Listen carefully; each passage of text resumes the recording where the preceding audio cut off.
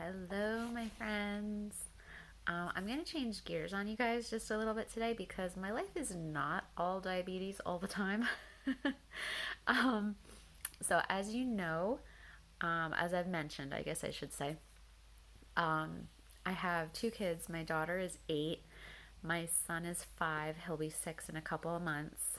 And he has some health stuff going on at the moment. Thankfully, nothing crazy. Um, I know that there are so many that have it so much worse, so I'm grateful that all we're dealing with is ear infections and sinus infections. I'll take it. I'll take it any day of the week. It's just tough to see him uncomfortable. Um, so so Mason's little backstory. So he's 5 now. When he was 2, he started getting horrible, horrible seasonal allergies. We tried everything to keep him off of allergy meds, like everything you could think of. And nothing was working. We tried nasal sprays then, and that stuff wasn't working. Finally, we had to put him on Allegra, um, and that was like magic. So then we took him off in like July, thinking that, everything's bloomed, we should be fine. And within 2 days, he was so congested that he woke up gagging on his phlegm to the point that he vomited. Yeah. So he went back on Allegra until the fall when everything started to die. And same thing happened the following year. We tried taking him off again, like once we got into the season, and we thought everything was in and we'd be good, and exact same results. So now he's just on Allegra um, from basically April till October every year.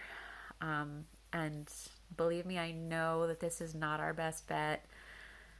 Please don't tell me about other stuff to try because we've tried it all. um, this is just the only thing that works for him. Um, the only thing that'll keep him comfortable. But when he was 3, he started, when his allergies would get really bad, he'd start getting ear infections, and it was just one right after another. So he ended up getting ear tubes, which made such a huge difference. It's now been 2 years, and like they're still hanging in there. I wasn't expecting that to happen because with my daughter, who also had ear tubes, hers lasted like 13 months and then they came out. And my son's, we would go for his checkup, and the ENT is like, nope, they're good. And I'm like, okay. But about a month ago, like the Saturday after Christmas, he was hanging out fine. Like he had a little bit of a stuffy nose, nothing crazy. He'd been fine all day. It was a Saturday, like late afternoon. And all of a sudden, he just like dissolves into a puddle on the floor and curls up into a ball holding his ears and just starts screaming and crying that his ears hurt. And we're like, oh gosh. And thankfully, our pediatrician is amazing. And my husband called and he met him at his office like half an hour later.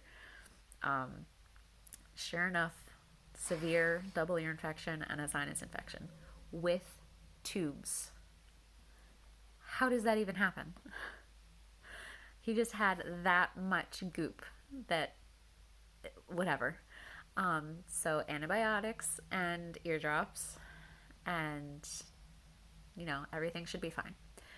A week later, I see him doing one of these a lot. I'm like, bud, what's going on? And he's like, my ear feels like clogged. I'm like, ugh. I'm like, well, we're not waiting to get back to the lying on the floor crying thing. So we went to the doctors. And sure enough, he had another ear infection, and a sinus infection. And so I gave the ENT a call, and I was like, okay, look, he's had 2 ear infections now and 2 sinus infections in the last 3 weeks, and he still has tubes. So, like, are they not working anymore? Like, what's going on? So we saw him, and he said that it's his right ear that's really bad, from everything draining, because he gets so insanely congested all the time. Just it's constant year round. When he had the sinus infection, everything was trying to drain through the ear tube, which is gross, I know, but it is what it is. That's kind of what they're supposed to do.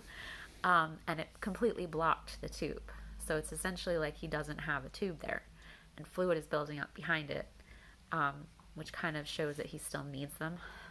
So he had him go on eardrops for 2 weeks, which was painful because he hates eardrops. Um, it's just not pretty when we have to do that. And then we went back to see him yesterday, and the eardrops did not do anything. They did not open up the tube. Um, so the ENT was like, well, do you want to wait and see if he gets another infection, or do you want to just like take him in and do new tubes? And I was like, no, I don't want to make like guarantee him pain basically. Well, either way, there's gonna be whatever. I don't want to guarantee that he's gonna get sick again because it's gonna happen. It's just a matter of time. So we decided to do a new set of ear tubes, and at the same time, they're going to remove his adenoids. Because, like I said, he's just so congested all the time. Like, it's affecting his speech. He's that congested.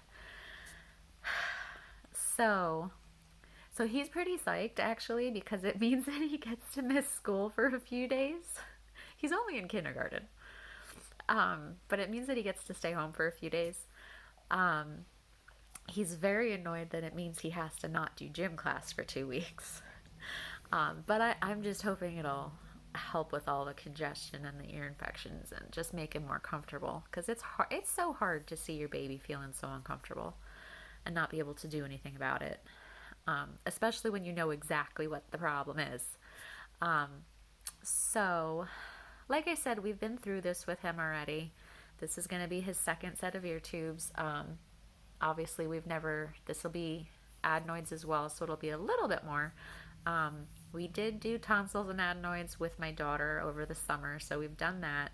I've been promised that this is not as bad as doing tonsils because tonsils was bad.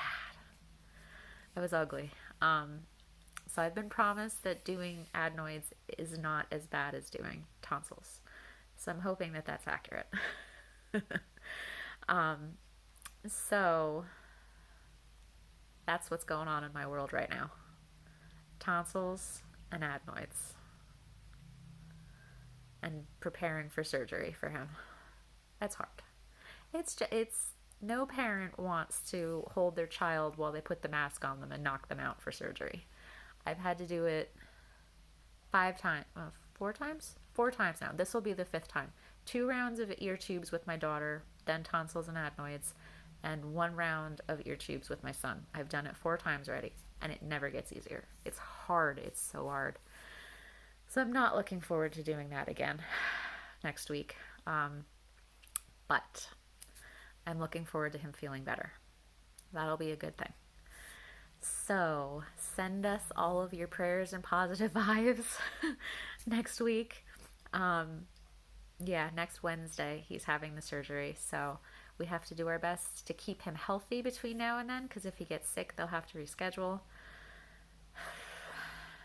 Of course, when there's the flu going around his school and who knows what else. But we're going to do our best.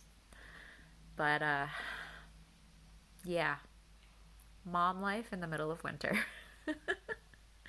It is what it is. I'm grateful that it's not something worse. We can handle this. So, yeah. If you happen to think of us next week, send us some prayers and positive vibes for my little guy who's going to be having his surgery. And if you'd like to stay up to date on all of the very exciting things happening in my world, then please like and subscribe to my channel.